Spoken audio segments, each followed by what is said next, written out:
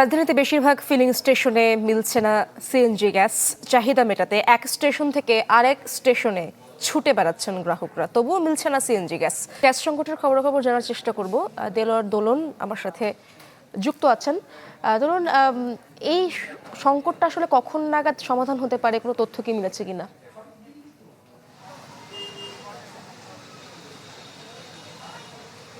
ইশরাত, আমি এখন টেকনিক্যালের যে ফিলিং স্টেশনটিতে রয়েছে, এখানে এমন 4টি নজেল দিয়ে গ্যাস সরবরাহের সুযোগ রয়েছে, মাত্র একটিতে সরবরাহ করা হচ্ছে।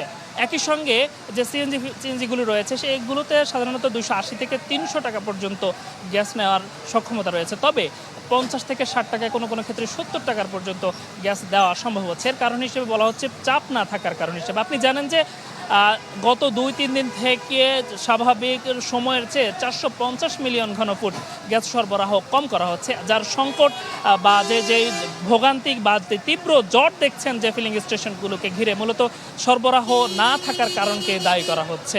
আমরা একাধিক ফিলিং স্টেশনে ঘুরেছি, বিশেষ করে গাবতলী এলাকায় বেশ কিছু ফিলিং স্টেশন রয়েছে, সেগুলো আমরা ঘুরে দেখেছি যে তীব্র যানজট, কোনোটিতে 1 থেকে 1.5 কিলোমিটার পর্যন্ত। নগদ নিয়ে এলো হার না মানা হার অফার। সর্বনিম্ন 10,000 টাকা রেমিটেন্স নগদে পাঠালে থাকছে স্বর্ণের হার জেতার সুযোগ। লাইনে দাঁড়াতে আমরা দেখেছি।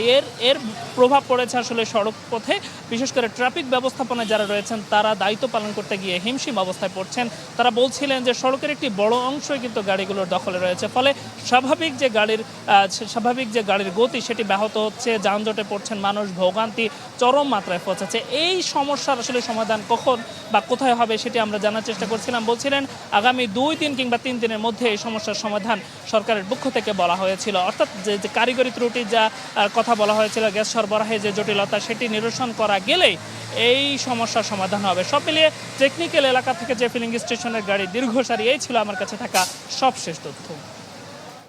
ধন্যবাদ আপনাকে দেলোয়ার।